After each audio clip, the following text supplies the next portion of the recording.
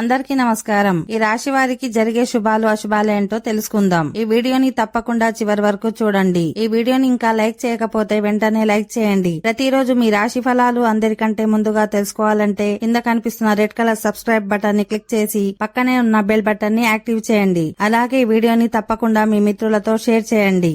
ఈ రాశి వారికి ఈరోజు బంధువులతో అపార్థాలు చోటు చేసుకుంటాయి. కోపతాపాలకు ఇది సమయం కాదు.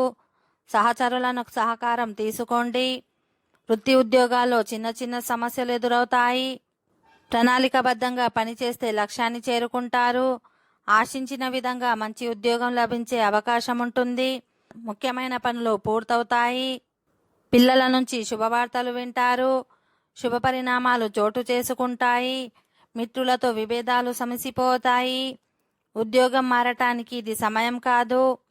వృత్తి వ్యాపారాలు నిలకడగా ముందుకు సాగుతాయి.